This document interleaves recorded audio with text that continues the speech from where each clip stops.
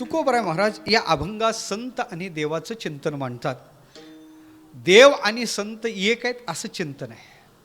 खरं या अभंगात जगद्गुरू तुकोबराय संत जीवनाचा परिचय देतात. का परिचय देतात? आम्हाला नाही परिचय, आम्हाला संतांचा खरा परिचय नाही देवा. आम्हाला जर संतांचा खरा परिचय असता तर आमच्याकडून संतांची अवज्ञा झाली नसती.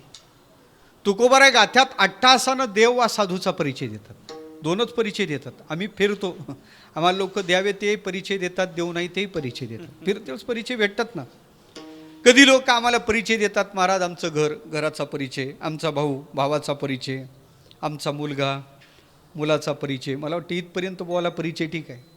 याच्याही पलीकडे लोक परिचय देतात. महाराज ही आमची बायको. काही गरज आहे का? बायकोचा परिचय बोला देण्याची काय गरज आहे? बायकोचा परिचय बोला काय गरज आहे? काय आवश्यकता नाही बायकोचा परिचय देण्याची. पण ती लोक देतात आणि वेगळ्या भागात वेगळं देतात. काही भागात सांगतात महाराज ही आमची लक्ष्मी आहे, बायकोचा परिचय. काही भागात सांगतात महाराज ही आमची मंडळी आहे, बायकोचा परिचय. तिकडं खानदेशात गेलं मनी बाई से, ऐरणी भाषा आहे. मनी बाई से बाई से ऐरणी भाषा आहे तिकडं. मनी बाई से असा परिचय. शहरात आला महाराज आमच्या मिसेस आहे. मी एका घरी गेलो, ती माऊली दूध घेऊन आली. यजमान माझ्या शेजारी बसलेले, त्यांनी त्याच्या बायकोकडे बोट दाखवलं आणि मला विचारलं, महाराज ह्या कोण तुम्हाला माहीत आहेत का? तर पहिल्यांदा तुझ्या घरी आलो, माहीत असण्याचं कारण काय? तो त्याच्या बायकोकडे बोट दाखवून मला तिचा परिचय देतो. म्हणे महाराज हे आपलंच बारदान आहे, बायकोचा परिचय. मला असा परिचय झाला नव्हता, नाविन्यपूर्ण परिचय होता. म्हणजे इकडं तिला बारदान म्हणतात, पण याला काय म्हणतात हे कळलं पाहिजे ना आपल्याला. आपल्याला फिरावं लागते. मी थोडं थांबलो, तिच्याकडं पाहिलं आणि त्याच्याकडं पाहिलं. मग विचारलं, ताई हे तुमचे कोण? आता ती त्याचीच बायको होती. बोलायला तेवढीच खमंग. तिनंही त्याच्याकडे बोट दाखवलं, मला परिचय दिला. म्हणे महाराज हे आमचं ना भंगार आहे. विठ्ठल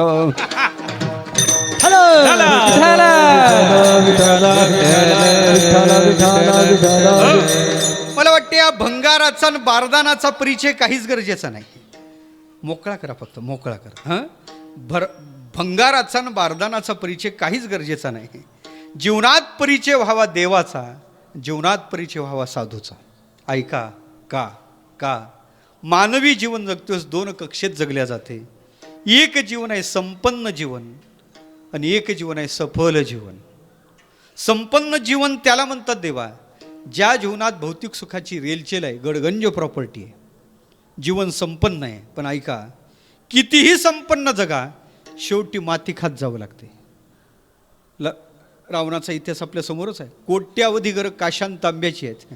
शुद्ध कांचनाची 7 कोटी घरं आहे. पण एवढी संपदा असून सुद्धा त्याला माती खात जावं लागलं.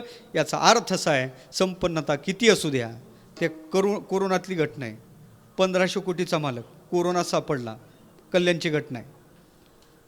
तसाच गेला. पीपी किटमध्ये बांधून प्रेत आणलं. चितेवर टाकता टाकता प्रेत खाली पडलं. ज्यांच्यासाठी 1500 कोटी कमावले एकही जवळ यायला तयार नाही. बांबूनी प्रेत लोटलं. किती कोटीवाले सांगत आहे मी तुम्हाला. ऐकत आहे ना तुम्ही? ऐका, कितीही संपन्न जगा माती खात जावं लागते. म्हणून जीवन संपन्न जगण्यापेक्षा जीवन सफल जगा. जीवन सफल कशानं होत असेल तर त्याला 2 परिचयाची गरज आहे. एक तर देवाचा किंवा देवमान्य साधूचा. म्हणून तर आमचे तुकोबार म्हणतात, या जन्माची सार्थकता जर कशात असेल, तुका म्हणे जन्म आल्याचे सार्थक, विठ्ठलाची एक देखणीया हो, विठ्ठलाची एक देखणीया.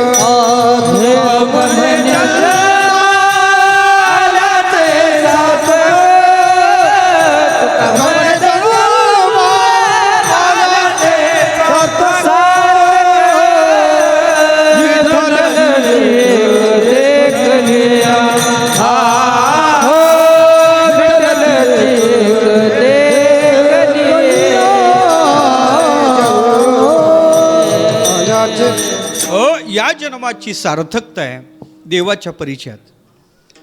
या जन्माची सार्थकता आहे साधूच्या परिचयात. सुपळा हा जन्म होईल येथोनी, देतालिंगन वैष्णवासी. 2 परिचय झाले. जीवन सफल आहे, जीवन सार्थकी आहे म्हणा. म्हणून तुकोबारा अट्टाहासानं गाथ्यात ते दोन परिचय देतात. कधी देवाचा देतात आणि कधी संतांचा त्या साधूचा देतात. परिचयाच्या कक्षा वेगळ्या आहेत. कधी वाणीद्वारा परिचय, कधी अस्तित्वद्वारा परिचय, कधी कार्यद्वारा परिचय, कधी स्वरूपद्वारा परिचय, असे वेगळे परिचयाच्या कक्षा आहेत. कधी कधी व्यक्तीचा परिचय त्याच्या वाणीनं होतो. मानस जाणी जे बोले, म्हणजे ज्या अर्थी काम बिघडलं ना तोच बोलला असला पाहिजे बरं का. कधी कधी व्यक्तीचा परिचय त्याच्या बोलण्यात होतो. आवाज मला असं मोकळा वाटण झालं.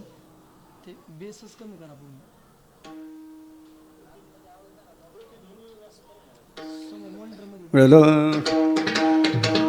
हरे विठ्ठल विठ्ठल विठ्ठल विठ्ठल. कधी व्यक्तीचा परिचय त्याच्या वाणीद्वारा होतो, कधी वाणीनं व्यक्ती प्रगट होतो. प्रसंग सांगतो तुम्हाला. काही खेड्यातली मंडळी कुंभात गेली. त्यानं 3 भगवे कपडे असणारे साधू पाहिले. कोण असतील बरं, यांची जात काय असेल? जिज्ञासा निर्माण झाली. काय असतील, कोण असतील बरं? साधूची जात विचारू नाही, पण जिज्ञासा निर्माण झाली. कोण असतील हे? जिज्ञासा निर्माण झाली. बरं डायरेक्ट कसं विचारता महाराज तुमची जात कोणती आहे? साधूला जाती विचारू नाही, जातीनं पुछे साधू की. काय विचारावं साधूकडं? काय विचारावं? हा, पूछ लीजिए ज्ञान, ज्ञान विचारावं. काय विचारावं साधूकडं? म्हणजे साधू हे कळले पाहिजे. आपण काहीतरी त्यांना बोललं पाहिजे. काय बोलावं साधूला? साधूला असं विचारू नाही आकडा कोणता लागेल, विचारू नाही साधूला. आकड्याच्या संबंधानं साधूला विचारण्याचं गरज नाही, ते विचारू नाही. साधूकडे काय विचारावं आमचे तुकोबारा सांगतात महाराज. काही मी उद्धार पावेना, काही कृपा करीला नारायण, ऐसे तुम्ही सांगा संत जन,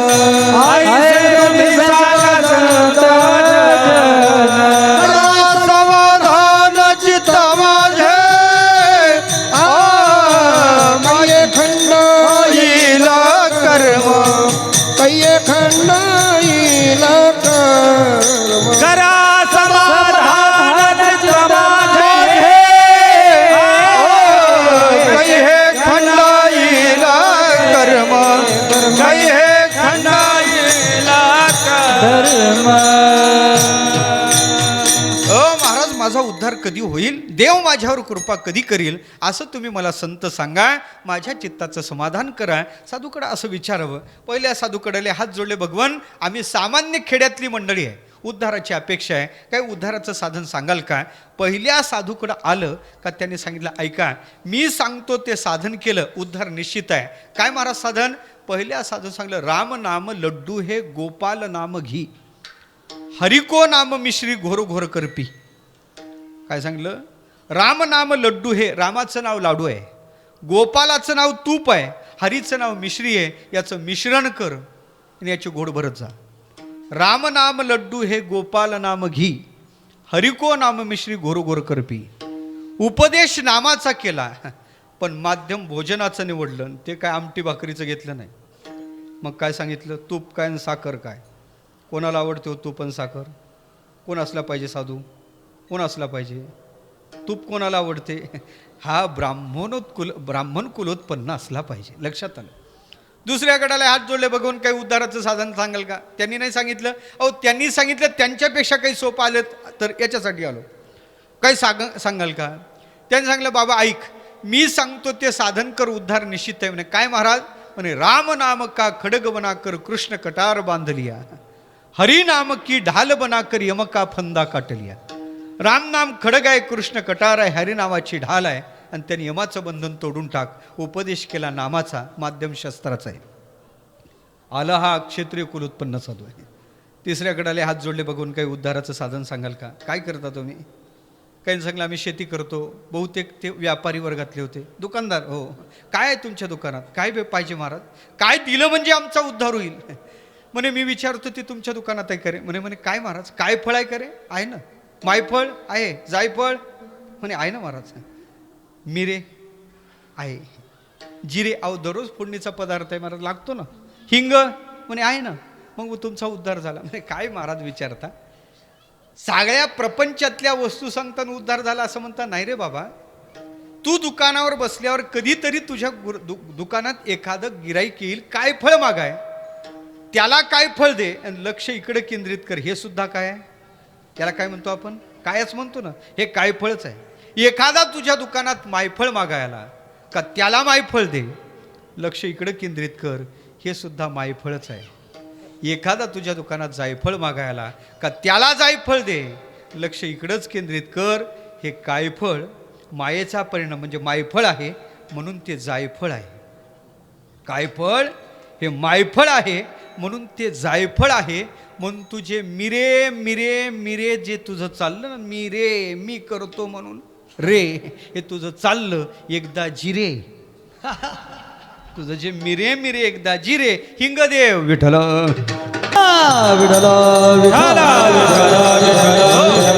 याचा अर्थ असा आहे. मला वाटतं तुकोबारानं तरी काही वेगळं सांगितलं. एकदा अभिमान गेला रे गेला, अहंकार गेला रे गेला, का तुकोबार म्हणतात देव झाला. याचा अर्थ अहंकार गेला तुका मन देव झाला. तुका देव झाला, तुका मन देव झाला.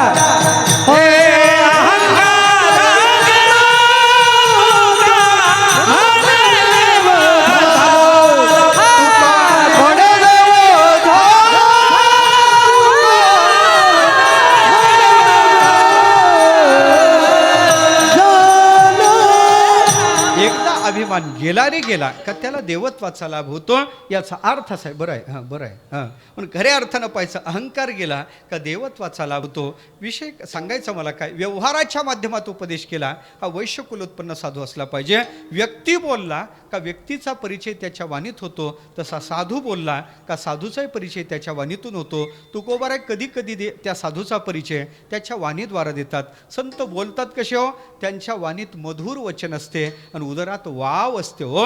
मधुरा वाणी ओठी तुका म्हणे वाव पोटी. अमृताची वाणी वरुषला शुद्ध आली मुखा वाटे, अमृत वचने. हे सगळा साधूचा परिचय तुकोबारा देतात, पण वाणीद्वारा देतात. व्यक्तीचा परिचय वाणीनं, तसा साधूचाही परिचय वाणीनं होतो. दुसरा परिचय आहे व्यक्तीचा परिचय त्याच्या अस्तित्वानं होतो. कधी कधी त्याच्या अस्तित्वानं. उदाहरण सांगतो म्हणजे तुमच्या लक्षात येईल. मागं कोरोना होता ना, कोरोना त्याच्यात एक सुशिक्षित बेकार, लग्न जुळतच नव्हतं, जुळवलं. आलं का लक्षात? इकून तिकून जुळलं ते लग्न.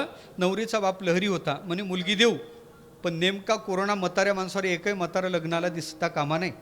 म्हातारं लग्नाला दिसलं का लग्न मोडलं. आटच अशी घातली, जुळतच नव्हतं. सुशिक्षित बेकार होता, बरं वाटलं जुळलं. स्वीटमार्टमध्ये गेला, पेढे घेतले, घ्या पेढे घ्या पेढे घ्या पेढे पेढे वाटत वाटत घरी आला. खाटेवर आजोबा म्हातारं बसलेलं, म्हाताऱ्याच्या हातावर टेकवला. म्हणे बाळ पेढा कशाचा? म्हणे बाबा आजोबा लग्न जुळलं. म्हातारोने बरं झालं बाबा, मराय मोकळा झालो. म्हणजे अरे म्हणे कोरोनात लोक पटापट चालले, कधी माझाही नंबर लागते, मला असं वाटलं नाताचं लग्न तसंच राहते आणि तसाच जातो का. मग बरं म्हणे लग्न जुळला तर उद्या गेलो तरी काही हरकत. आजोबा ते लग्नाला यायला जमायचं नाही. म्हणजे नवरीच्या बापाने आत टाकली, एकही म्हातारं लग्नाला आणायचं नाही.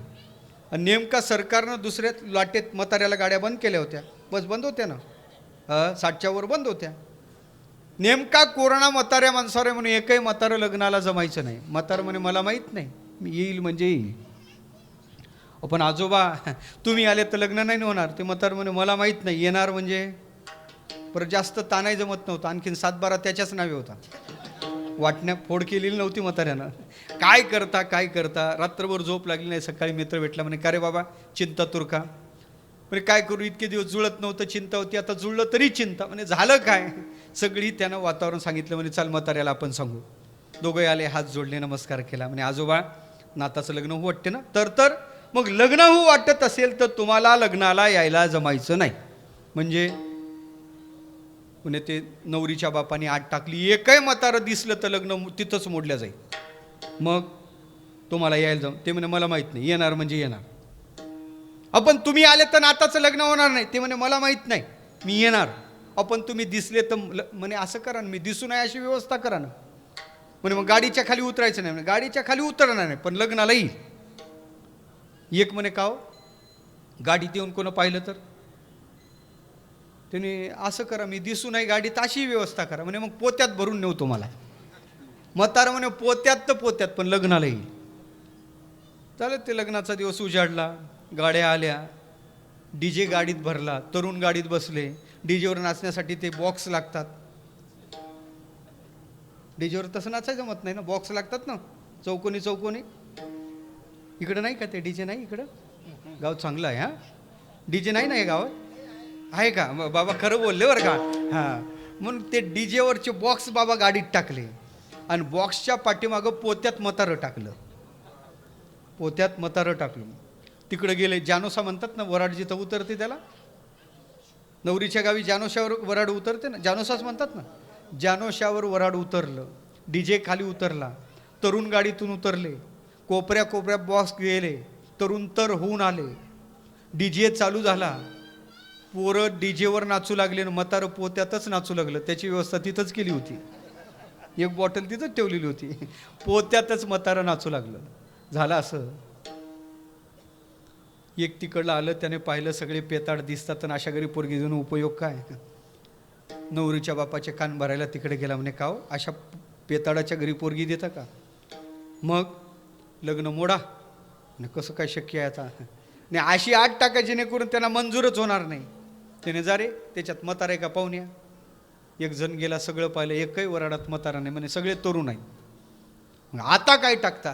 पण हे कसं आहे, आपल्या गावात नदी आहे ना, त्यांना सांगा आमची नदी गावरान लोणकडे तुपानं वाहती करून द्या, तरच आमची पोरगी तुम्हाला न्यायला जमल, नाही तर न जमायची नाही. निरूप नवरदेवाच्या कानात सांगितला. त्याची उतरली. कोणाची? त्याची उतरली. त्याच्यासोबत 4-2 असतात. काय म्हणतात त्याला? कलवरे. काय बघत लांडगे म्हणतात, काही बघत त्याला सोकोने म्हणतात. त्यांच्या कानावर ती बातमी गेली. ते म्हणे आपण सांगायला जाऊ. ते जसे डुलत आले त्यांनी असे लाकडच काढलेत. 8 मंजूर असेल तर थांबा, नाही तर निघा. ते म्हणे बाबा तो होईल नाही तर न होईल, पण आमचे हातपाय राहिले पाहिजे. 1 तास 2 तास 3 तास विचार केला आणि लग्न काय होत नाही.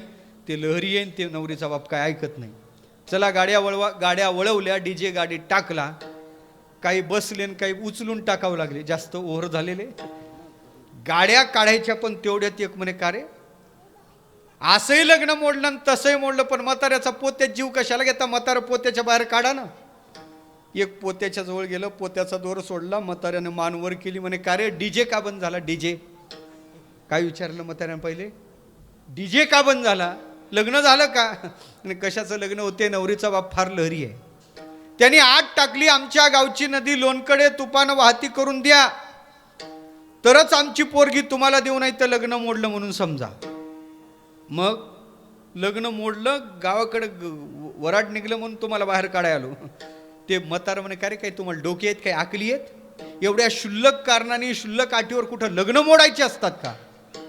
ऐकत आहे ना? कोण म्हणलं? ते म्हातारं. पहिले पोरांनी म्हातारं तपासलं, म्हाताऱ्याची उतरली का?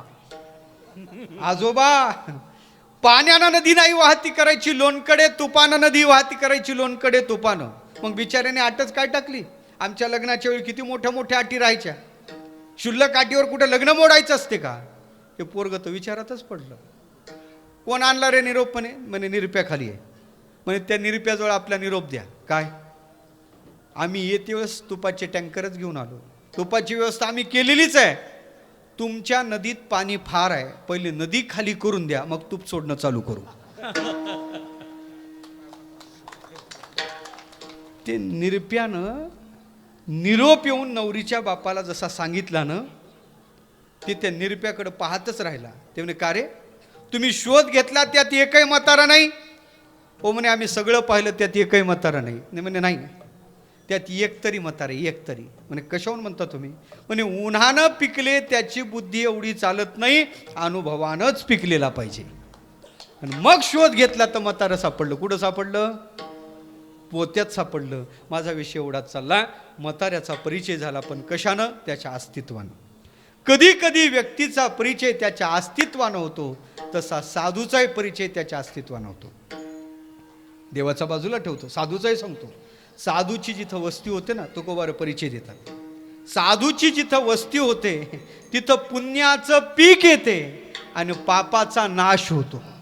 जेथे वसते हरीचे दास पुण्य पिके पापानास पुण्य पिके पापानास पुण्य पिके पापनाश जेथे हरीचे दास पुण्य पिके पापनाश पुण्य पिके पापनाश पुण्य पिके पापनाश जेथे वसते हरीचे दास पुण्य पिके पापानास जेथे वसते हरीचे दास पुण्य पिके पापनाश पुण्य पिके पापनाश पुण्य पिके पापानास जेथे वसते हरीचे दास पुण्य पिके पापनाश पुण्य पिके पापनाश पुण्य पिके पापनाश पुण्य पिके पापनाश पुण्य पिके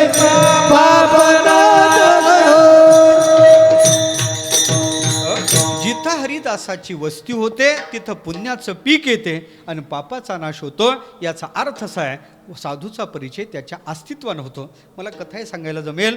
महाभारतात अशी एक कथा आली. अज्ञातवासात पांडव आहेत. खऱ्या अर्थानं पाहायचं झालं तर अज्ञातवासातल्या पांडवाचा शोध नाही. दुर्योधन विचारात पडला. 12 वर्ष वनवासात त्रास दिला पण अज्ञातवासात पांडव गेले.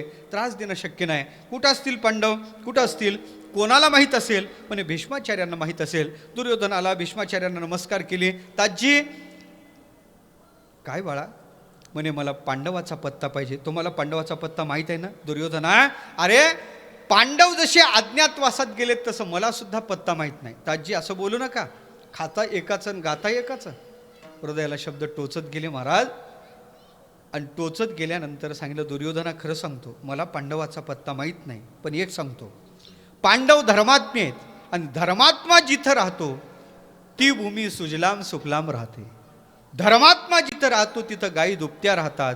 धर्मात्मा जिथं राहतो तिथं हृदयात आल्हाद निर्माण होतो. हे लक्षणं त्यांनी सांगितले आणि मला वाटते सगळे लक्षणं जुळत होते विराटाच्या नगरीत. शेवटी गोळग्रहणाचा प्रसंग घडला. विषय माझा एवढाच चालला. पांडवाचा पत्ता लागला, शोध लागला, पण त्यांच्या अस्तित्वाने.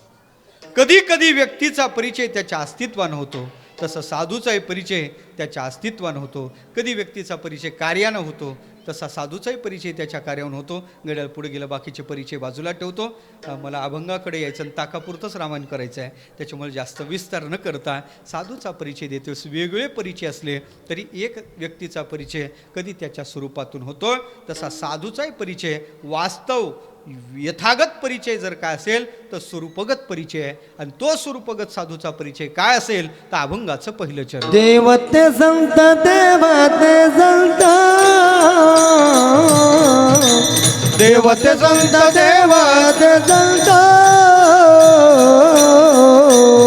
देवते संत देवते संत देवते संत देवते संत देवते संत देवते संत देवते संत देवते संत देवते संत देवते संत देवते संत देवते संत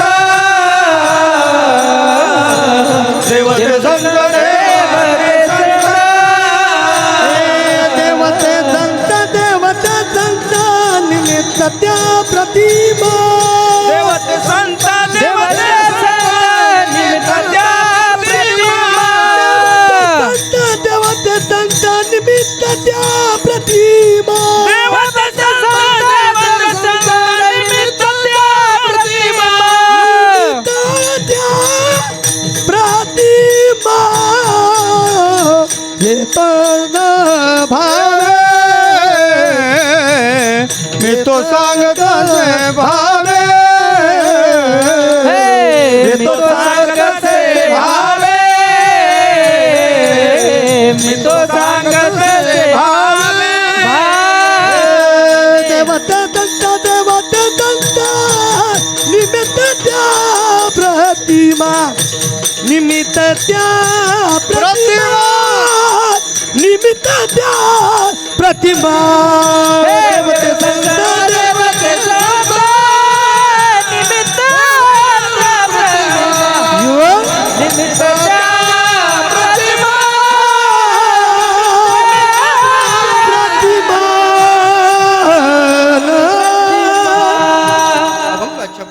ज्ञानात तुकोबर त्या संतांचा वास्तव परिचय देतात. कोण आहेत बाबा हे संत? देवते संत, देवते संत. एकच शब्द, एकच वाक्य डबल वापरणं बरं का. साहित्यात एक शब्द डबल वापरणं याला द्विरुक्ती नावाचा दोष म्हणतात. महाराज एक वाक्य डबल वापरतात, देवते संत, देवते. काऊन पुढचं आठवलं नाही म्हणून पाठवलं का? ते आपलं आहे. साठवलं, आठवलं, पुढं पटवलं, पटलं नाही तर कटवलं. आपलं ते आहे. संतांचं वाङ्मय आहाच नाही, फोल नाही. मग महाराजांनी एकच शब्द डबल का वापरला, एकच वाक्य डबल का वापरलं? द्विरुक्ती जसा दोष आहे तसा तसा दुरुक्ती कुठं कुठं गुण आहे. उदाहरण सांगतो म्हणजे तुमच्या लक्षात येईल. जिथं आदराचा विषय आहे तिथं द्विरुक्ती चालते. उदाहरण सांगेन तुम्हाला. अतिशय प्रेमाचा व्यक्ती आपल्या दारात आला, आपण उंबऱ्याच्या बाहेर पाय टाकला, त्या व्यक्तीला पाहिलं आणि पाहिल्याबरोबर आपण काय म्हणतो? हात जोडतो, राम राम. पुढं काय म्हणतो? दिसतं या म्हणत नाही. अतिशय व्यक्तात या या या ओ या या या या या या हे या या या या काय हो? हा द्विरुक्तीच नाही, तुरुक्ती होते आणि चतुरुक्ती होते. जिथं आदर आहे तिथं द्विरुक्ती, त्रिरुक्ती, चतुरुक्ती चालते. ऐका, त्याच्यानंतर दुसरा विषय सांगतो. अतिशय पंचपक्वानाचं जेवण तयार केलं, एकादशी नको घ्यायला, आणि जेवण तयार केलं, ज्यांच्यासाठी तयार केलं, जेवायला बसले, त्यांचं पोट बिघडलेलं आहे आणि त्यांनी हात असा करणं चालू केलं. आणि तुम्ही मग काय म्हणता? तुम्ही काय म्हणता? माता बहिणीला विचारतो, काय म्हणता वाढायला गेल्यावर? काहीच म्हणत नाही, घ्या तुमच्या घरी भेटत नाही हा दाडा, असं नाही ना. मग काय म्हणता? काय म्हणता? अहो घ्या घ्या घ्या घ्या, हे घ्या घ्या घ्या काय आहे? हां, हे घ्या घ्या घ्या जे आहे ते आग्रह आहे. आग्रहाच्या ठिकाणी दुरुक्ती चालते, आदराच्या ठिकाणी चालते. आणि महत्त्वाचं सांगायचं झालं तर दररोज आपण हरिपाठ म्हणतो, त्या हरिपाठात हरिमुखे म्हणा, हरिमुखे म्हणा. किती वेळा? अभंग झाला का पुन्हा हरिमुखे म्हणा का? का त्याचा अर्थ असा आहे, सिद्धांताचा विषय पुन्हा पुन्हा सांगितला पाहिजे म्हणे. सिद्धांताचा विषय सूत्र असं आहे, ब्रह्मसूत्रात सूत्र आहे, आवृत्ती सकृत उपदेशात. आवृत्ती सकृत उपदेशात महत्त्वाचा विषय पुन्हा पुन्हा मांडावा म्हणे. ते म्हणून पुन्हा पुन्हा मांडावा. पण त्या छंदोग्यात ते तत्वमसी महावाक्य 9 वेळा आलं का? त्याचं कारण आहे, महत्त्वाचा विषय आहे, त्याला अभ्यास म्हणतात. पुन्हा पुन्हा पुन्हा त्याचं आवर्तन करावं. या तिन्ही कारणाचा विचार घ्या. आणि तिन्ही कारणाचा विचार घेऊन अभंगात महाराज तिन्ही कारणं, वर्णविषयाच्या विषयी आदर आहे, तुम्ही आम्ही संतांची साधना देव म्हणून करावी असा आग्रह आहे, आणि अभंगातला सिद्धांतच देव आणि संत एक आहे असा आहे. म्हणून महाराजांनी तिन्ही कारणामुळं देवते संत, देवते संत असं द्विरुक्तीनं विचार मांडला. काही ना सांगलं देव आणि संत हे महाराजांनी डबल का वापरलं? म्हणजे एका वाक्याचा अर्थ आहे देवते संत, देव संत आहे असं म्हणा, आणि एका वाक्याचा अर्थ आहे संत देव आहे. पण असं घडत नाही. का नाही घडत? शास्त्र बोलते पूर्वपदात जर संदिग्धता प्राप्त झाली तर वाक्यशेष पाहून अर्थ करा. मीमांसेनं वाक्यविचार आपल्याला सांगितलेला आहे. आपल्यात जे षडदर्शन आहेत त्यात मीमांसा दर्शन वाक्यविचारासाठी प्रवृत्ती आहे. शब्दविचार, व्याकरण, पाणिनी आदी करून ते शब्दविचारात प्रवृत्त आहेत. पण वाक्याचा विचार कसा करायचा मीमांसेकडे पाहावं. आणि मीमांसा सांगते आपल्याला वाक्याचा विचार करा. पूर्वपदात जर संदिग्धता प्राप्त झाली तर ते सांगते का तुम्ही वाक्यशेष पहा, अर्थ करा. म्हणजे संदिग्ध तू वाक्यशेषात, असं मीमांसेचं सूत्रच आहे. पूर्वपदात संदिग्ध आहे ना, मग बाकीचे वाक्य पहा आणि नंतर त्याचा अर्थ करा. या अभंगाचा तसाच अर्थ विचार आहे. या अभंगाचा विचार करायचा झाला, शिट्टी मारायला विठ्ठल हरे विठ्ठल विठ्ठल विठ्ठल विठ्ठल विठ्ठल. याचा बेस कमी करा पहिले. बेस कर खाली घ्या, आणखीन बेस खाली. ते असं एक तर तुम्ही आवाज वाढवता तर शिट्टी मारते, कमी झालं तर बेसनं भोवा आवाज होतो. खऱ्या अर्थानं पाहिजे झालं तर आवृत्ती सकृत मदत केला होता, व्यवस्थित झाला होता, पुन्हा तुम्ही बिघडवला तो. आवृत्ती सकृत असं सूत्रच आहे. पण विशेषत्वानं पाहायचं झालं तर बाकीचे पद पहा, नंतर त्याचा अर्थ करा, असं त्याचा विचार त्यांनी केलेला आहे. पूर्वपदाचा अर्थ कसा करायचा, उत्तर पदाचा अर्थ कसा करायचा, वाक्यशेष पाहून पूर्वपदाच्या अर्थावर कसं जायचं याचा विचार मीमांसेनं सांगितलेला आहे. म्हणून तसा विचार करता या अभंगाचं 3रं आणि 4थं चरण पहा आणि पहिल्या चरणाचा अर्थ करा. 3ऱ्या आणि 4थ्या चरणात देवापेक्षा साधूची महती महाराज अधिक गातात आणि अधिक गात असल्या कारणाने पूर्वपदात देवाचं महात्म्य तुकोबाराला सांगायचंच नाही, संताचंच महात्म्य सांगायचं. म्हणून तुकोबार म्हणतात देवते संत देवते संत. म्हणजे मग देवाला संत मानायचं नाही का?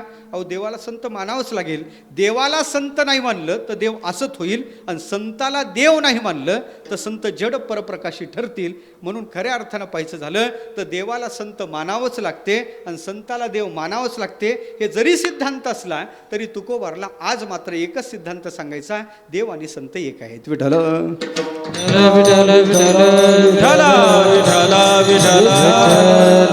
देव आणि संत एक आहेत. कशावर म्हणता तुम्ही? म्हणजे कसाही विचार करा, कसाही विचार करा, देव आणि संत एक आहेत. कसाही विचार करा, देवाचा आणि संतात फरक नाही. कसा विचार म्हणजे कसाही नका, शास्त्र ज्याप्रमाणे सांगते त्याप्रमाणे तुम्ही विचार करा. शास्त्राने ज्या पद्धतीनं तुम्हाला मांडून सांगितलं तसा विचार करा. उदाहरण सांगतो म्हणजे तुमच्या लक्षात येईल. गुणानं विचार, गौनिवृत्तीचा विचार करा, स्वरूपाचा विचार करा, सामर्थ्याचा विचार करा. देव संतात अभिदय. गौनिवृत्ती कशाला म्हणतात सोपं सांगतो. एखादा व्यक्ती असतो गावात आणि लोक म्हणतात आमच्या गावातला वाघ आहे. म्हणतात ना एखाद्याला वाघ, म्हणतात ना एखाद्याला वाघ. आणि असतो वाघ.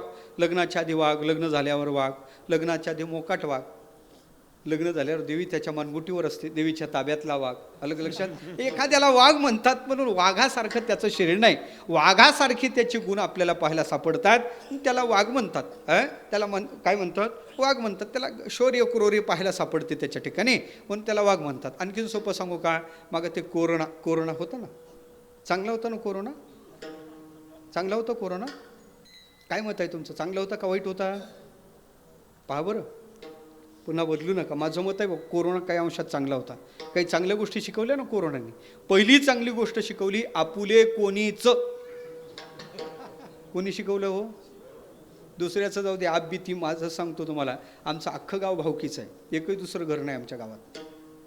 पाटील, पोलीस पाटील आमचा, सरपंच आमचा, आमचे महाराज. ते कोरोनाच्या काळात मी कीर्तनाला गावाच्या दिशेने गेलो. ते लॉकडाऊनचा पहिलाच दिवस.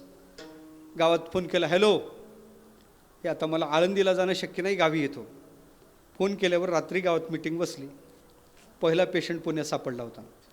आणि मग त्यांनी मला फोन केला, महाराज तुम्हाला एकच विनंती आहे, तुम्ही गावात येऊ नका. आता बरं आहे आवाज बरं का? तुम्ही गावात येऊ नका. तुमची व्यवस्था आम्ही शेतात आंब्याखाली केली, जिवंतपणी.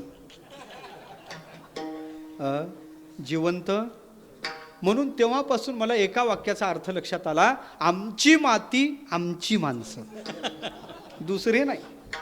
कोरोना वाईट होता? सांगा ना, कोरोना वाईट होता का? हे कोणी शिकवलं? कोरोनाने शिकवलं.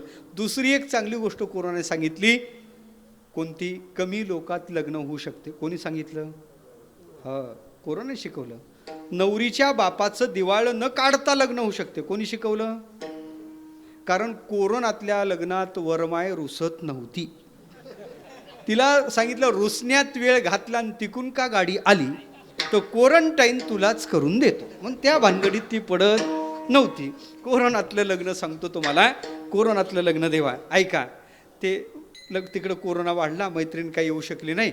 देवाळ सणाला कोरोना ओसरला आणि ती गावी आली. दोघी मैत्रीण भेटल्या. म्हणे गागं बाई, तुझ्या लग्नाला नाही शक्य झालं येणं. कोण कोण आहे का तुझ्या सासरी? तुला सासू आहेत का, सासरे आहेत का? म्हणे आहेत ना बाई, खूप चांगले. पती कसे आहेत तुझे? मालक कसे आहेत? लाजली. म्हणे खूप चांगले. बाई खरं सांग ना कसे आहेत? अगं म्हणे काय सांगू, माझं भाग्य इतकं चांगलं, इतके चांगले पती भेटले तुला काय सांगू, महादेवाच्या पुढचेच आहेत म्हणे. नाही आलं तुमच्या लक्षात बहुतेक? महादेवाचं मंदिर नाही तुमच्या गावात? आहे का? मग महादेवाच्या पुढं काय असते? मी बहिर आहे, मला ऐकायला कमी येते. काय असते? मी बहिर आहे, ऐकायला कमी येते मला. हां तेच मला पाहिजे. काय? महादेवाच्या पुढं तिला म्हणायचं नव्हतं माझे पती नंदी बैल, म्हणायचं नव्हतं. म्हणत असतात नवरा माझ्या, इकून नाही उत्तर मोठी तुम्ही नका उत्तर देऊ, टिकून आलं पाहिजे उत्तर. आता नवरा माझ्या नाही, आता त्या सावध झाल्या, देणार नाही उत्तर. ऐका, पतीच्या विषयी विचारल्यानंतर तिला विचारलं का ग तुला जाऊ आहे का? म्हणे खूप चांगली. दीर सगळ्याचं वर्णन करता करता शेवटी विचारलं तुला ननन आहे का? ननन. ननन शब्द ऐकला, नाकतोंड मुरडलं. म्हणे आहे ना. म्हणे कशी आहे? लवंगी मिरचीच आहे. काय लवंगी मिरची पाहिली ना तुम्ही? लवंगी मिरची हिरवी आहे ना, हिरवी आहे का? मग नंदेला लवंगी मिरचीची उपमा का? उत्तर आहे का? लवंगी मिरची तिखट आहे, तसा नंदेचा स्वभाव तिखट आहे. याला गुणाचा भेद म्हणजे गौणी वृत्तीचा भेद साहित्यात म्हणतात. देव संताचा विचार करा. देव आणि संत गुणात अभेदात आहेत. हरी तैसे हरीचे. मी पटवून देतो तुम्हाला. देवाकडे गुण आहेत. कोणकोणते गुण आहेत तो ऐका. ऐका. यश, श्री, सांगा पुढं, मला पाठ नाही. औदार्य, पुढं ज्ञान, एक एक सांगा मला. वैराग्य, ऐश्वर्य, त्याच्या पुढं हे सहाही गुणवर्य. बर ऐका. ऐका. यशस्वी, औदार्य, ज्ञान, वैराग्य, ऐश्वर्य हे सहाही गुणवर्य वसती जेथ. म्हणून तो भगवंतो निसंगाचा सांगातो. मने पार्था दत्त चित्तो होई यथा. 6व्या अध्यायात देवाने सुरुवातीलाच देवाचा परिचय देतो सांगितला. हा षडगुण ऐश्वर्य संपन्न परमात्मा आहे. त्याच्याकडे भगवान कोणाला म्हणतात? ज्याच्याकडे 6 भग आहे. यश, श्री, औदार्य, ज्ञान, वैराग्य, ऐश्वर्य. ऐका. ऐका. भगवान कोणाला म्हणावं याचं चिंतन करतोस. पुराणानं थोडा वेगळा विचार मांडला. पुराण सांगते ज्याच्याकडे 3 शक्ती आहे त्याला भगवान म्हणा. ज्ञानोबा म्हणतात 6 गुण ज्याच्याकडे आहे त्याला भगवान म्हणा. पुराणाचा विचार आहे उत्पत्तीम प्रलयम शैव भूतानाम गतिम गतिम वृत्तीम विद्यान विद्यांच वाचो भगवान इथे. त्याला भगवान म्हणतात. उत्पत्ती, प्रलय आणि स्थिती या तिन्ही क्रिया जो करतो पण ज्याच्यात काही बदल होत नाही त्याला भगवान म्हणतात. उत्पत्ती, स्थिती, लय. मला वाटतं या श्लोकाचा शॉर्ट फॉर्म आपल्याला माहीत असणारा शब्द आहे God. GOD, generation, generate, operation, operate, dissolve. ह्या तिन्ही क्रिया ज्याच्या सत्तेनं घडतात पण त्याच्यात काहीच बदल होत नाही असं एक शाश्वत तत्व आहे. असं शाश्वत तत्व आहे. माफी मागून सांगेल सिद्धांत. त्याला कॉन्झर्वेशन ऑफ एनर्जी म्हणतात. ते निर्माण केल्या जात नाही, त्याचं खऱ्या अर्थानं नाशही होत नाही, ते रूपांतरित केल्या जाते आणि त्याच्यात जगात मात्र ती शाश्वत आहे असं त्याचं चिंतन केलेलं आहे. त्या वैज्ञानिकाने त्याच्या बाबतीत असं चिंतन केलं. ती निर्माण केल्या जात नाही. Energy is neither be created. निर्माण केल्या जात नाही, तिचा नाश होत नाही. हिच convert one form to another form. All energy is constant त्यांनी सांगितलेलं आहे. आणि त्यात तिकडं जे त्याचं जे तत्त्व सांगितलं ते तिकडं देव शब्दाचं चिंतन आहे. माझा विषय एवढाच चालला. ज्याच्या सत्तेनं तिन्ही क्रिया घडतात पण ज्याच्या स्वरूपात काही बदल होत नाही आणि ज्याच्याकडं 6 गुण आहेत त्याला भगवान म्हणतात. या आमच्या संताकडं 6 गुण आहेत आणि आमच्या संताकडं तिन्ही शक्ती आहेत. मी पटून देईल. घड्याळ माझ्याकडं मर्यादित आहे. एक गुणाचाच विचार. तसं मी एकच चरण सोडणार आहे, बाकीचं सोडणार आहे. आलं का लक्षात? 2 तास महाराज अभंगावर बोलला तरी लोक म्हणतात आज महाराजांनी अभंग सोडला. अलीकडल्या प्रथेनुसार 2 तास सोडून बाबा बोलला तरी लोक म्हणतात आज महाराजांनी अभंग पार सोडला. दोन्हीकडे बसण्याचा मी प्रयत्न करणार आहे. ऐका. ऐका. देवाकडे यश. ऐका. देवाकडे यश आहे. देवाकडे जसं यश आहे तसं साधूकडे यश आहे बरं का. देवाकडे यश आहे. किती यश आहे? पराजय त्याला माहीत नाही. आमच्या संताला कुठं पराजय माहीत आहे? अर्जुनाच्या संबंधानं ज्ञानेश्वरीच्या 2ऱ्या अध्यायात देवाचं बोलणं पहा. 2ऱ्या अध्यायात देव बोलतात, अर्जुना तुझं नाव घेऊन जर एखाद्या कामाला एखाद्या वाटेला आपण चालू लागलो तर त्या वाटेला अपयश येत नाही म्हणे. अपयश त्या वाटेचं उल्लंघन करून जाते. देवाच्या मुखातले शब्द आहे तुझी येणी नामे अपयशी दिशाची लंगीजे. तुझ्या नामाने अपयश दिशेचं उल्लंघन करते. याचा अर्थ काय? देवाकडे जसं यश आहे तसं साधूकडे यश आहे. देवाकडे श्री आहे. श्री म्हणजे सौंदर्य. किती सुंदर आहे देव. आपण दररोज म्हणतो राजस सुकुमार मदनाचा पुतळा. ऐका. देवाच्या सौंदर्याला उपमा आहे. तो देव कसा आहे? राजस आहे, सुकुमार आहे, मदनाचा पुतळा आहे. देवाच्या किती सुंदर. ऐका. सकाळी सकाळी कृष्ण उठला, हात वर घेतलेले आहे, आळस कृष्ण देत आहे आणि कृष्ण आळस देता देता राधा शेण टाकायला निघालेली. राधेनं कृष्णाकडे पाहिलं. बालकृष्ण दारात उभा आहे. सासूरवाशी राधा शेणाची पाटी डोक्यावर आहे. शेण टाकायला जाता जाता कृष्णाकडे लक्ष गेलं. राधा थांबली. रमणीय कमनीय कृष्णाचं रूप. राधेचा पायच पुढं जात नाही. राधेनं शेणाची पाटी घेऊन कृष्णाच्या दारात राधा आली. शेणाच्या पाटीत 2 हात आहे. हातानं पाटी धरलेली आहे. राधा विचारते कृष्णा झोप झाली का? आणि हा बोलायला असाच होता बाबा. हा म्हणल्यावर राधेनं केलं काय? त्या पाटीतला हात काढला. हात वर होते कृष्णाची अशी दोन्ही.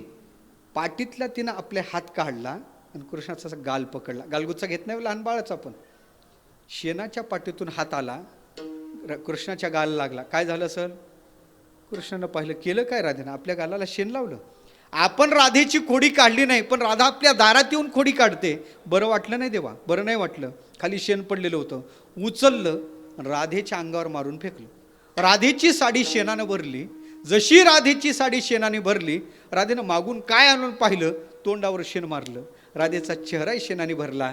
वैतागली राधा, चिडली. चिडल्यानंतर शेणाची पाटी राधेनं टेकवली. रागे रागे कृष्णाच्या जवळ आले. कृष्णाची मानगुटी पकडली, मान पकडली, शेणाच्या पाठीजवळ आणलं आणि त्याचा चेहरा, त्याचं तोंड शेणाच्या पाठीचं असं दाबलं. काय झालं असेल? नाही आलं लक्षात? उद्या शेणाच्या पाट्या भरून घ्या, उत्तर येईल लक्षात. काय झालं असेल? साधं उत्तर आहे. शेणाच्या पाठीत तोंड दाबल्यावर पातळ शेण होतं पाठीत. काय झालं असेल? तोंड शेणाने भरलं. सरळ उत्तर आहे. भक्तिशास्त्राने तेच चिंतन केलं. गोमय मंडित भाल कपोलम.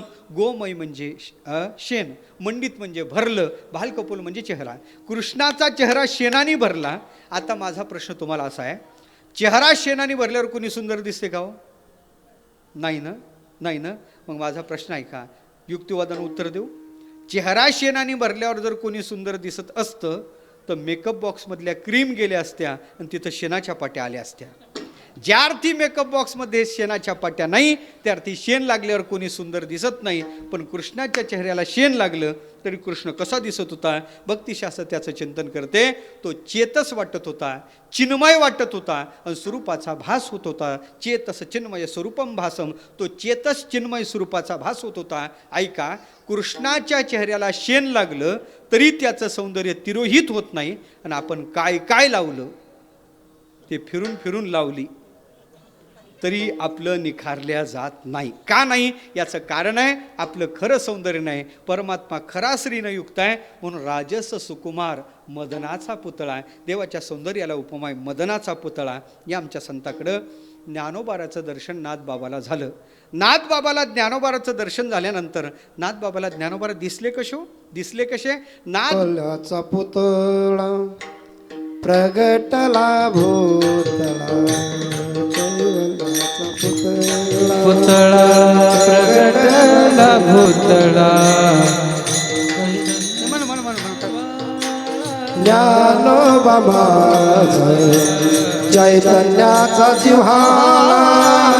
ज्ञानोबा माझा साधकाचा माय बाप. दर्शन हरे सर्वभूती सुख रूप. ज्ञानोबा माझा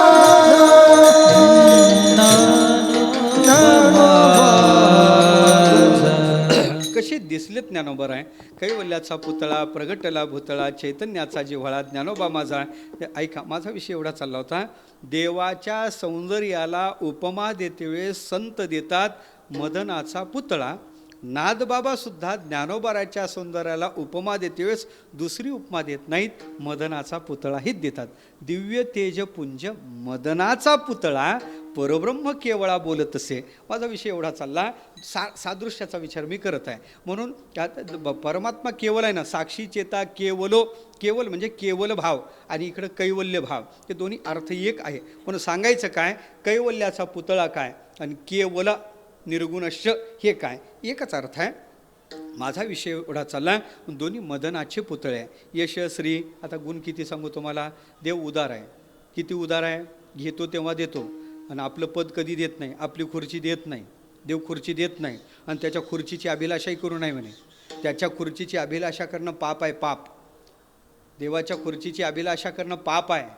त्याची खुर्चीची इच्छा करू नये. राया विठोबाचे पद जो अभिलाषी, गाथ्यात प्रमाण आहे, पातकाची राशी तुका म्हणे, ते पाप आहे. ऐका, देव आपलं पद देत नाही, देव आपली उपाधी देत नाही, देव आपली माया उपाधी देत नाही, देव लक्ष्मीपतित्व देत नाही, देव जगत कर्तृत्व देत नाही, देव श्रीवत्सलांछन देत नाही, ह्या गोष्टी देत नाही. आपलं पद देव कधी देत नाही, ह्या गोष्टी काही देव कधीच देत नाही, कधीच देत नाही. पण संत आपलं पद देतात, आपल्या पदावर आरूढ करतात. नाही हो, आपल्यासारखं ते तात्काळ करतात, काळ वेळ सुद्धा लावत नाही म्हणे. करीती तात्काळ काही काळ वेळ तयाला, काही काळ वेळ तयाला, काही काळ वेळ तयाला.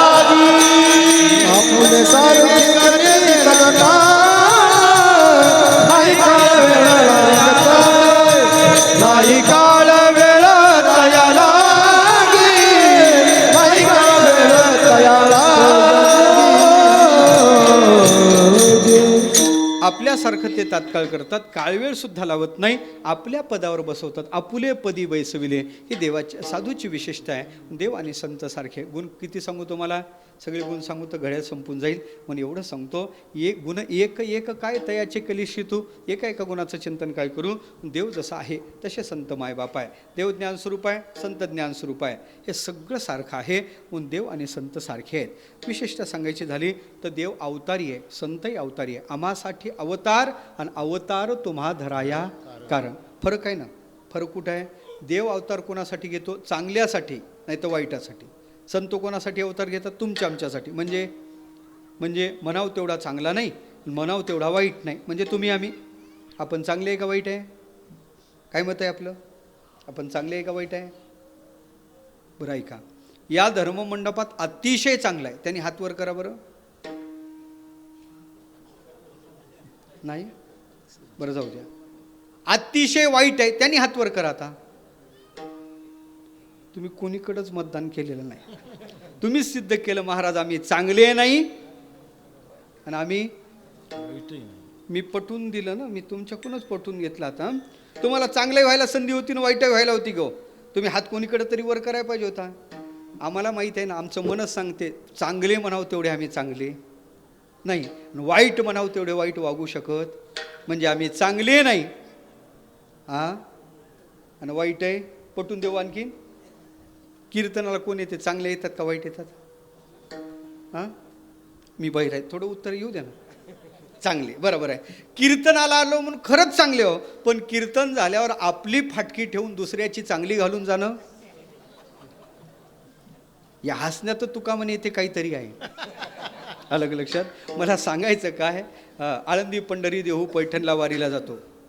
वारी करणं चांगलं का वाईट, चांगलं. पण वय नाही झालं तरी अर्ध तिकीट काढून जाणं, किती देऊ उदाहरणं तुम्हाला. म्हणून आपण चांगले नाही ना आपण वाईटही नाही. याच्यासाठी संतांचा अवतार. देव आणि संत सारखे, देव अवतारी संत अवतारी. देव अवताराला आला कुठून, हरी वैकुंठाहुनी. देव वैकुंठ लोकातून आला. संत मायबापाला विचारलं, महाराज तुम्ही हो कुठून आला. आम्ही वैकुंठ वासी आलो याची कारणाशी. आम्ही वैकुंठासी आलो याची कारणाशी. हे बोलिला ज्या ऋषी साच भावे वर्तया, साच भावे वर्तया. झाडू संताचे मार्ग आडरानी भरले जग. झाडू संताचे मार्ग आडरानी भरले जग.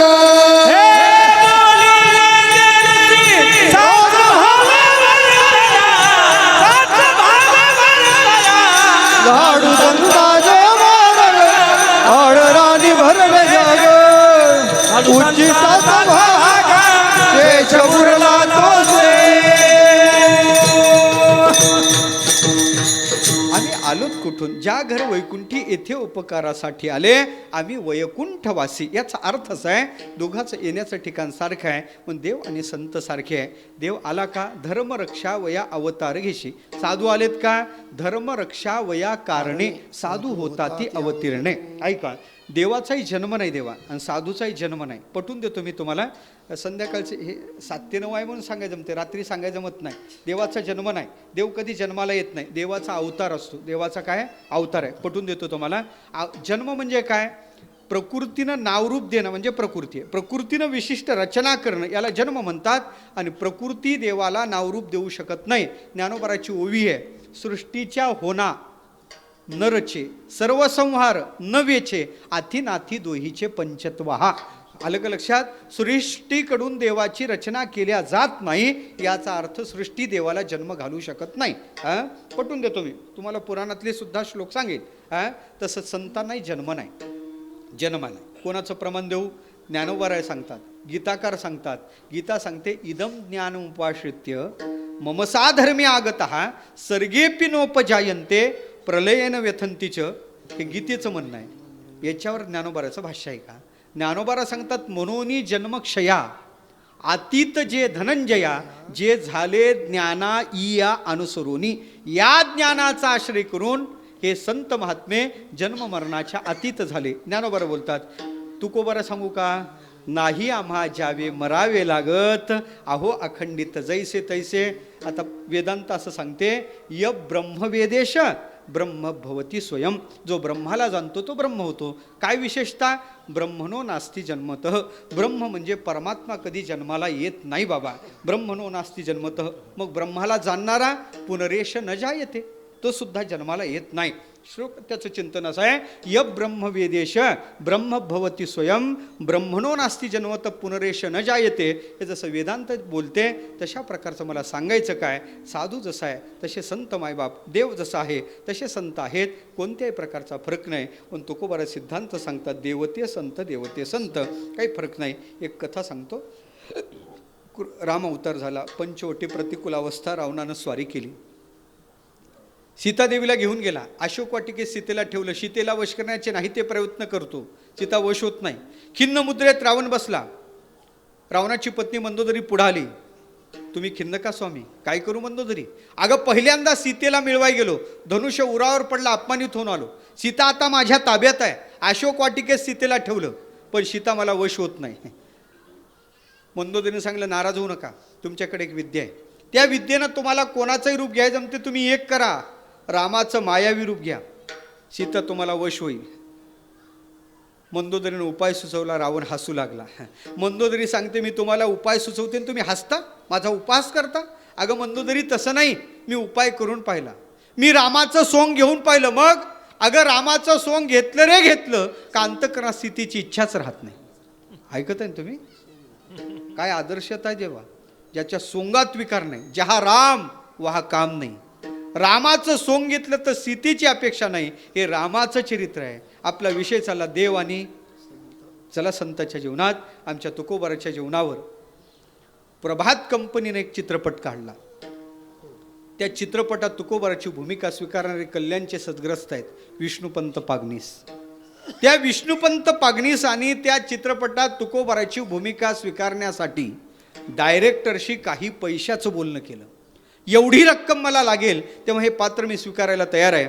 डायरेक्टर कबूल झाला. विष्णुपंतांनी ती भूमिका वटवण्यासाठी तुकोबाराच्या समग्र गाथ्याचा अभ्यास केला, चरित्राचा धांडोळा घेतला, समरस्तेतून तो अभ्यास घडला आणि तो चित्रपट रिलीज झाला. तो इतका गाजला, इतका गाजला, 4 पट 5 पट डायरेक्टरला नफा भेटला, इतका गाजला. ब्लॅक अँड व्हाईट जुना संत तुकाराम पिक्चर.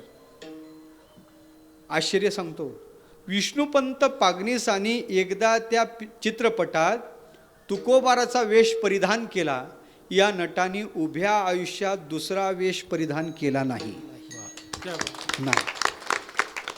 विष्णुपंत वाटेनं निघले का लोक त्यांना पाहून म्हणायचे, तुकाराम महाराज आले, तुकाराम महाराज आले, तुकाराम महाराज आले. देवा खरं सांगू का, एक नटच खरोखर तुकाराम महाराज कधी झाला काही कळलं नाही. अलीकडे जे तुकोबाराचा फोटो दाखवतात ते तुकोबाराचा नाही, ते विष्णुपंत पागनीसांचा आहे. ऐका ऐका, डायरेक्टर राहिलेली रक्कम आणि बक्षिसाचे पैसे घेऊन पंतांच्या घरी आले.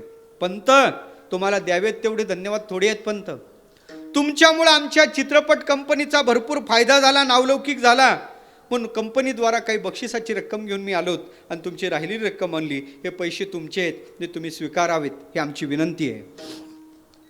विष्णुपंतांनी हात जोडून सांगितलं, मला पैसे नको. एक काळ ज्या नटाने पैसे ठरवले तो नट म्हणतो मला पैसे नको. आमच्या तुकोबाराचं वैराग्य त्या पंतात कधी उतरलं काही कळलंच नाही. हो, पैसे घेतले नाहीत हा माझा मुद्दा नाही, मला याच्या पुढं सांगायचं आहे. विष्णुपंत पागनीस एवढे विरक्त झाले, एवढे विरक्त झाले, ते भावी जीवनात प्रपंचात पडलेच नाही. ऐका, रामाचं सोंग घेतलं तर फक्त सीतेची आकांक्षा नाही, आणि तुकोबाराचं सोंग घेतलं तर प्रपंचाचीच आकांक्षा नाही. सांगा ना वेगळीकता कुठं आहे? का देव आणि संत एक नाहीत? विठ्ठल म्हणून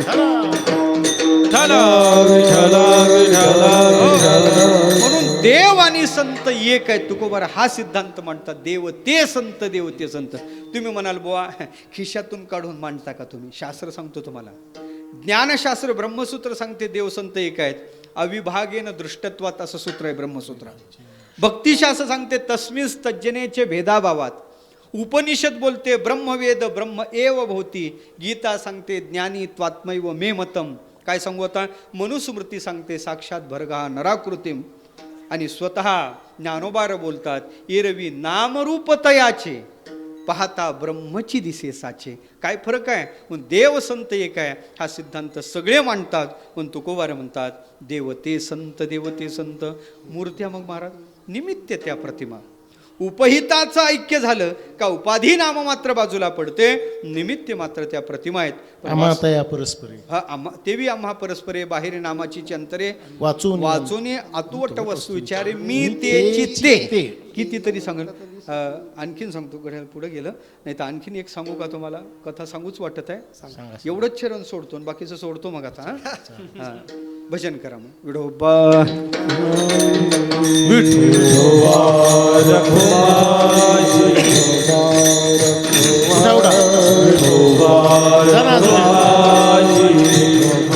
दोघ जण जा, दोघं तिघं जा. हराला हात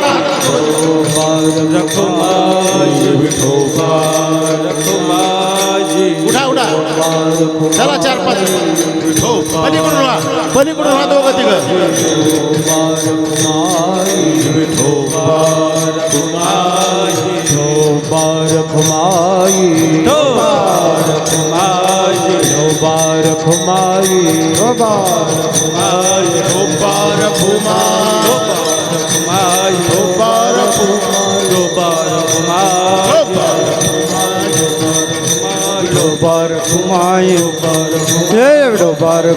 म्हणा म्हणा म्हणा. बोला पुंडली ज्ञानदेवा मौली ज्ञानेश्वर महाराज, जगद्गुरु तुकाराम महाराज, सद्गुरु जोग महाराज, पवन सुत हनुमान.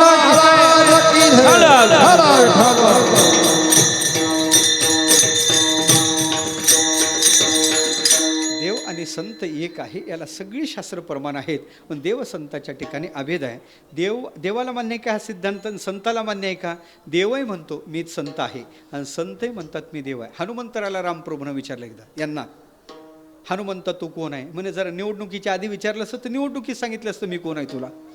खऱ्या सेवकाला रात्रीच्या पेट्या पोचवणारा मीच, रात्रीचा वाटप करणारा मीच, आणि मला सच्चा कार्यकर्त्याला कुठं विचारावं का तू कोण आहे म्हणून निवडून आल्यावर. रामप्रभूला शुद्ध ज्याची सेवा भय काय त्याच्या जीवा, करिता स्वामी सव्यवाद अधिक अधिक आनंद. हनुमंतराय देवाच्या पुढं उभे राहिले रामप्रभूच्या.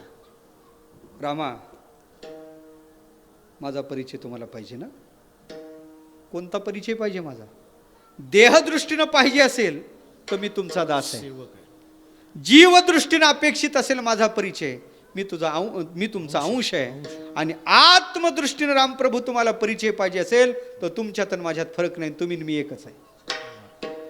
देवते संत, देवते संत, देहदृष्ट्या तू दासोहम, जीवदृष्ट्या त्वदंशकः, आत्मदृष्ट्या त्वमेवाहम इति मे निश्चलामती.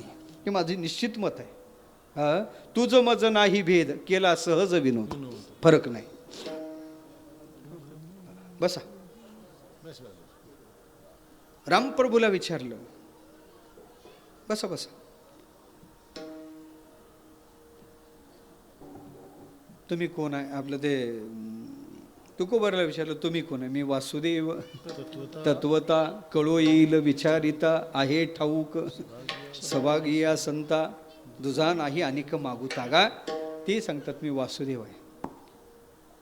देवाला विचारलं तुम्ही कोण? देव म्हणे नाम्या पाहे ज्ञानदेव मीच आहे, तो आणि मी नाही तुझा. ज्ञानदेव आत्मा माझा. देवालाही मान्य आहे, संतालाही मान्य आहे. एक कथा सांगतोच. काय झालं? सुभद्रेचं प्रेम होतं अर्जुनावर, अर्जुनाचं प्रेम होतं सुभद्रेवर. ते एकालाच माहीत होतं. कोणाला? मध्यस्थी कृष्ण, त्यालाच माहीत होतं. बलरामदादांनी परस्पर सुभद्रेचं लग्न ठरवलं. लग्न ठरवलं, हा म्हणता बातमी पसरली, अर्जुनाच्या कानावर गेली, धावतच आला कृष्णाकडं. कृष्णा तुझ्या कानावर काय आलं का? म्हणे काय? सुभद्रेचं लग्न ठरलं. म्हणे मी होतो ना सोयरिकीला. म्हणे तुला माहीत नाही माझं प्रेम सुभद्रेवर आहे, सुभद्रेचं प्रेम माझ्यावर. म्हणे सगळं खरं आहे, पण आमच्या घरात दादाच्या समोर कोणी जात नाही. मग माझं काय? म्हणजे चिंता करू नको, तुझी व्यवस्था केली. म्हणजे काय केली? पिशवी काढली, भगवे कपडे काढले, म्हणजे आजपासून तुला ह्याचं प्रेम भेट. साधा वैतागला असेल म्हणे किसन्या हां असाच बोलला असेल, याला मी आधार देतो.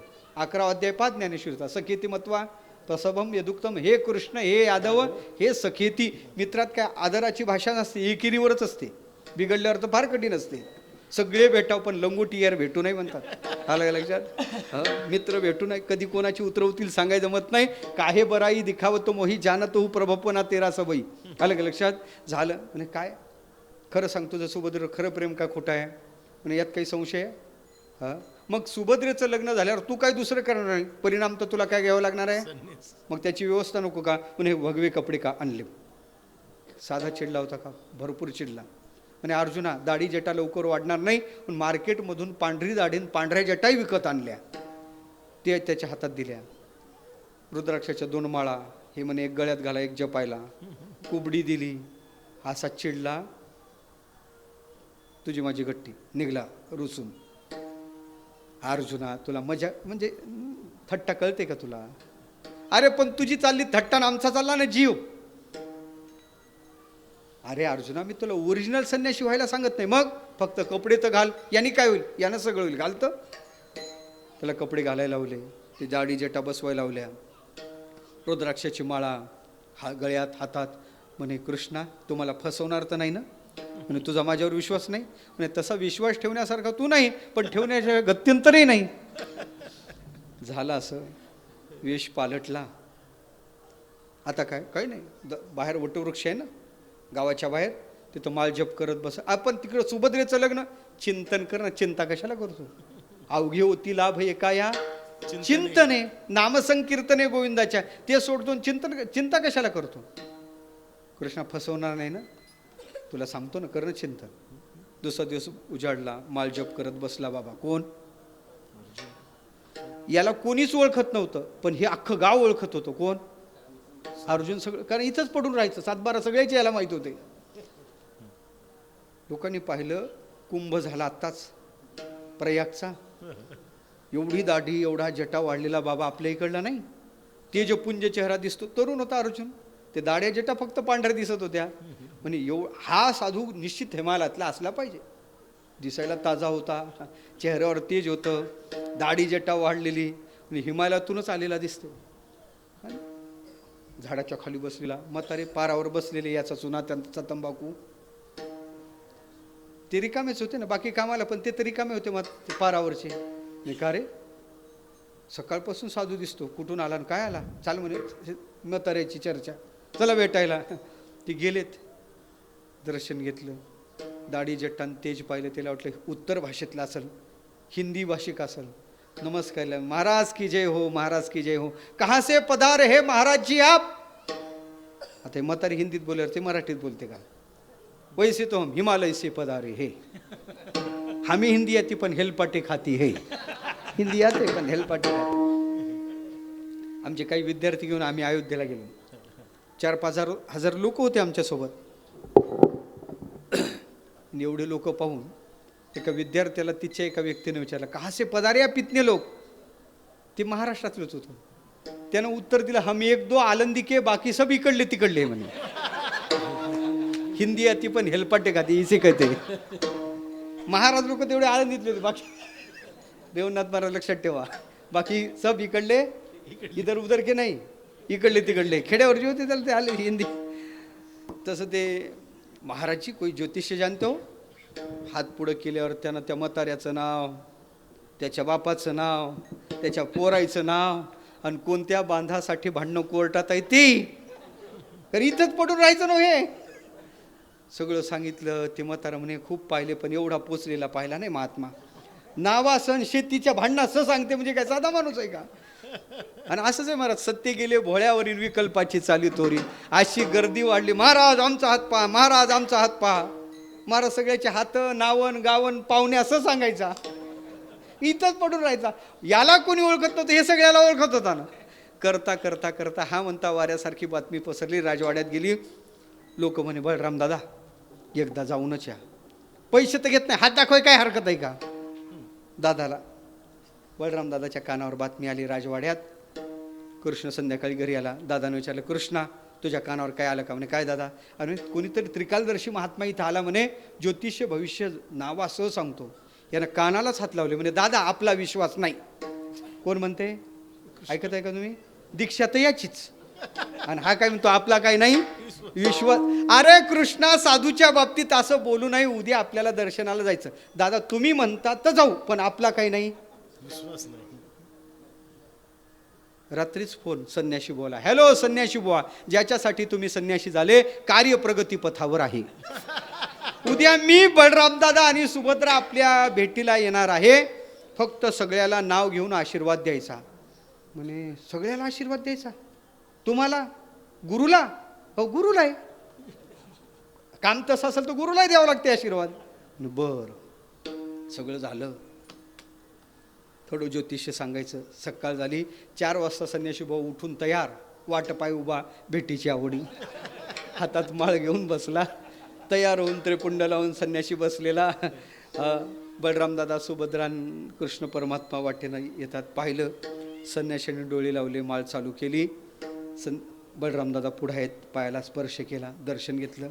संन्याशी डोळे लावून आहे समाधी अवस्थेत. डोळे लावूनच नाव घेऊन आशीर्वाद दिला. आयुष्यवंत भावा बाळा बलरामा, आयुष्यवंत भव. नाव घेऊन बलरामदादाला आशीर्वाद. दादा तर 50% गार इथंच पडले. समाधीत संन्याशी. कोणी सांगितलं सकाळी सकाळी आपलं नाव? लगेच संन्याशाने डोळे उघडले. बाळा बलरामा, सध्या तुझ्या चित्तात वेगळाच विचार चालू आहे. सध्या तुझ्या चित्तात तुझ्या बहिणीच्या लग्नाचा विचार चालू आहे. पण आपण एक ठरवतो, दैव काही वेगळंच ठरवते. गुरुजीला वाटलं सगळा 7-12 ओपन करतो. गुरुजी हूं केलं का ते गप. पुढं सुभद्रा आली, दर्शन घेतलं, आशीर्वाद दिला. गुरुजी पुढे आले. गुरुजी कोण? हा, दर्शनाला पुढे आले, वाकले. दर्शनाला वाकले का संन्याशाचा हात असा कापू लागला. त्याला माहित होतं 7-12 फक्त आपला यालाच माहित आहे. त्यानं चिमटा घेतला, पहिला आशीर्वाद दे, आशीर्वाद. मग आशीर्वाद दिला. आयुष्यवंत भव बाळा कृष्ण, आयुष्यवंत भव. आशीर्वाद दिल्याबरोबर म्हणे जरा ज्योतिष्य सांगू का? बलरामदादा सांगा, हा तुमचा लहाना भाऊ कृष्ण दिसतो, हा तुमच्या विरोधातच फॉर्म भरणारा दिसतो. त्याने जास्त का आमच्या घरातला भेद काढशील तर तू या 7-12 माझ्याच हातात आहे. ते गप्पच झालं. बलरामदादांनी सांगितलं उद्या तेवढं आमच्या घरी प्रसादाला यावं अशी विनंती आहे. म्हणे वैसे तो हम किसी के घर में जाते नाही. गुरुजीनं हूं केलं का? म्हणे एवढाच आधी आग्रह ते यायला काही हरकत नाही. दुसरा दिवस उजाडला. वाजत गाजत संन्याशी भाऊ आणले. सोहळ्यात जेवण वाढत होती सुभद्रा. एकही वाढ विचारा वापस जाऊ देत नव्हता. ती विचारात पडली, हे काळातून उठून आला का काय? तिनं कढी वाढली. कढी पिण्यासाठी यानं वाटी उचलली. कोणीच नाही. एकटे संन्याशी बुवा आहे. सुभद्रेला वाटलं आपले अंतःकरणातले यांना विचारावं का? हे त्रिकालदर्शी आहेत. म्हणे संन्याशी बुवा कोणाला सांगत नसाल तर एक विचारू का? म्हणे काय? माझं प्रेम अर्जुनावर आहे आणि अर्जुनाचं प्रेम माझ्यावर आहे. पण 1 महिन्यापासून अर्जुनाचा काही पत्ता नाही. तेवढा त्याचा पत्ता सांगता का?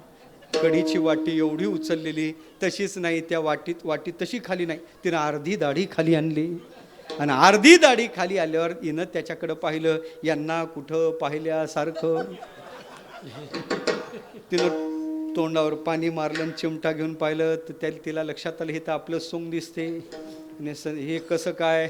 तुम्ही माझा विचार कसा केला नाही? म्हणे चिंता करू नको, फक्त कपडेच दिले, कान फुकायचे बाकी आहेत.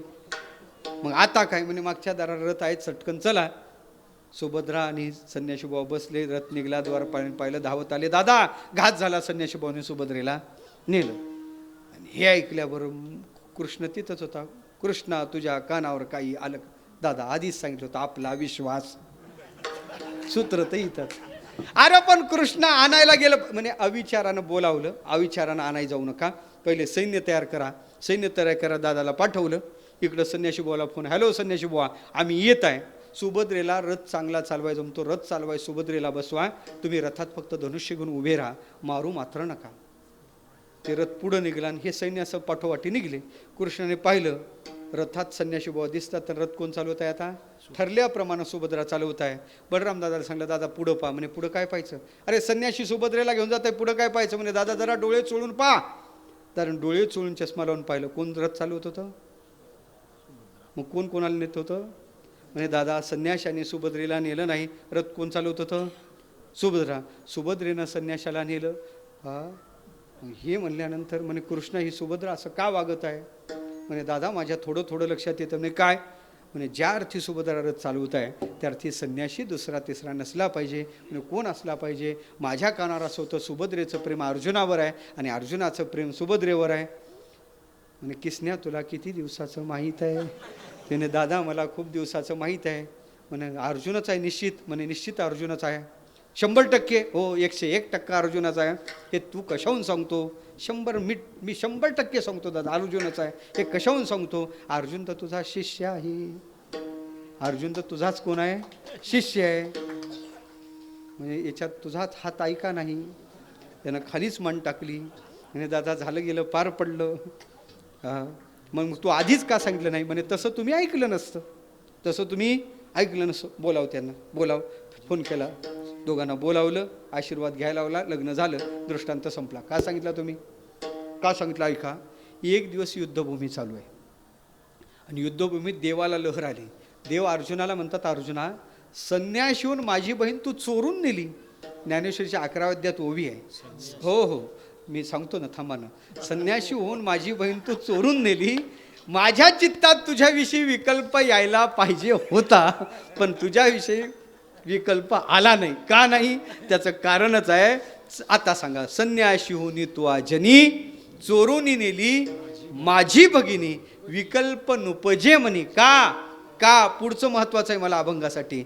मी तू दोन्ही स्वरूप एक माझं तुझं स्वरूप एक आहे. म्हणजे देवते संत देवते संत हे देवाला मान्य आहे. हे ज्ञानोबारांनी भरपूर ठिकाणी सांगितलं. देव आणि संत एक आहे. निमित्त मात्र प्रतिमा आहे. हे मी तुम्हाला भावनेनं सांगतो आणि सगळ्याला कळावं म्हणून सांगतो. मी तो सांगत तसे भावे असो ठावे सकळा. भावनेची भाषा ही हृदयाची भाषा आहे. बुद्धीची भाषा वेगळी. पंतोजी बुद्धीची भाषा बोलतात आणि गुरुजी हृदयाची भाषा बोलतात. संत हृदयाची भाषा बोलतात. वर्णविषयाच्या विषयी प्रेम असावं. ज्याला सांगावं त्याच्याविषयी अंतकरणात तळमळ असावी. तिथं भावनेची भाषा येते. मी तो सांगत असे भावे आणि असो ठावे सकळा. सगळ्याला कळावं म्हणून सांगतो. सगळ्याला कळावं. काही गोष्टी सगळ्याला कळाव्या आणि काही गोष्टी कायला कळाव्या. देव आणि संत एक आहेत. सगळ्याला कळावं. काही गोष्टी सगळ्याला कळू नाही. 9 गोष्टी सगळ्याला कळू नाही. घड्याळ संपलं सांगितलं असतं. रामचरित्र मानसात आल्या 9 गोष्टी कळू नाही. शल्य कळू नाही. वर्म कळू नाही. सोपं सांगू का? घरात बायकोने शिव्या दिल्या. चौकात येऊन सांगला अहो आज माझ्या पत्नीनं चांगल्या चांगल्या मला 101 शिव्या दिल्या. असो ठावे सकळा. जमल जमल जमल का? हे सांगाय जमल नाही. घरात तिजोरीत 50 लाख रुपये ठेवलेले आहेत कपाटात. चौकात येऊन सांगायचं म्हणते गाव माझ्या घरी आमच्या कपाटात 50 लाख रुपये ठेवलेले आहेत. असो ठावे सकळा. जमल नाही. ह्या गोष्टी सगळ्याला नाही जमत बाबा. हे सांगायचं नाही. मग सांगावं काय? काय सांगावं? देव आणि संत सांगावे. मला वाटते देव नाही कळला तरी चालते. संत कळावे आणि संत देव म्हणून कळावे. म्हणून असो ठावे सकळा. देवापेक्षा साधू श्रेष्ठ आहे. देव निर्गुण निराकार आहे. निराकारी ओस दिशा. देवाकडे कोणती इच्छा पूर्ण होते? सेवेची नाही ना ज्ञानाची नाही. त्याला ब्रह्मैव गुरुरूपेण अवतिष्ठते. तो गुरुरूपानं अवतीर्ण झाला का ज्ञान आणि सेवा करू शकतो.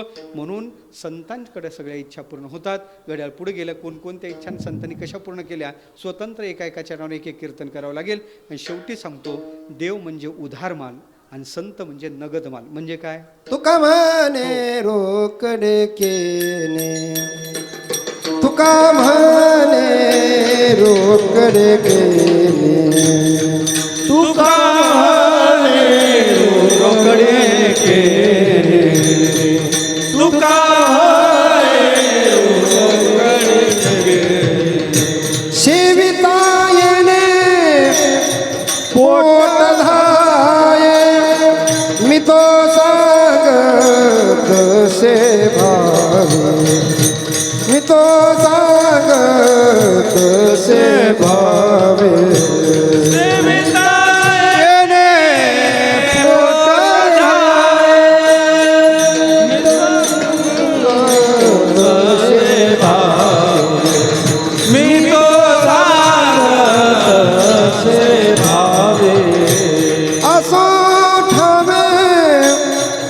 सकला मी तो सांगत से भावे मी तो सांगत से भावे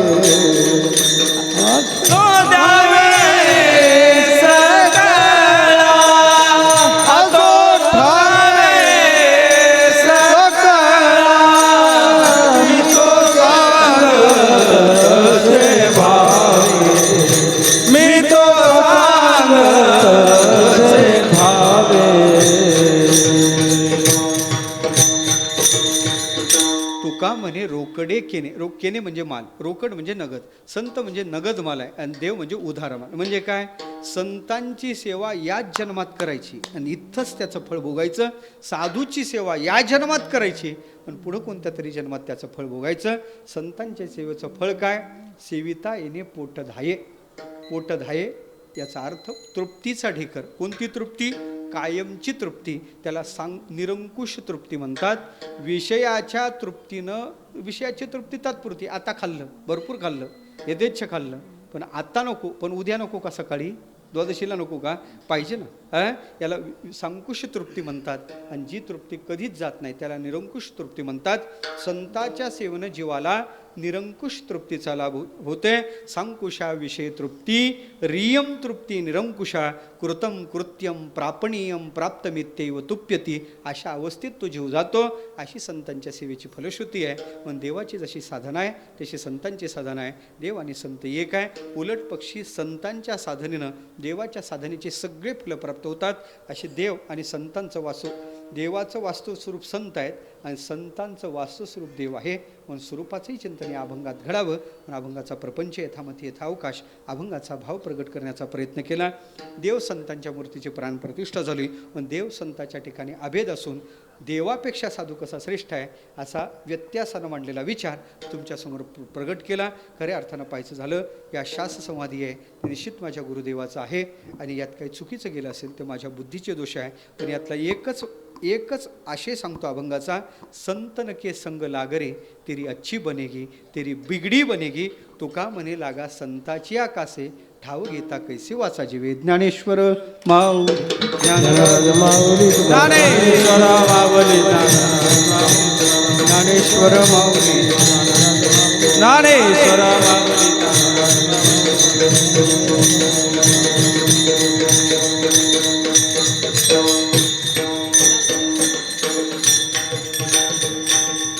विठ्ठल जय जय जय विठ्ठल जय जय विठ्ठल जय जय विठ्ठल जय विठ्ठल जय जय विठ्ठल जय विठ्ठल जय विठ्ठल जय जय विठ्ठल जय विठ्ठल जय जय विठ्ठल जय जय विठ्ठल जय जय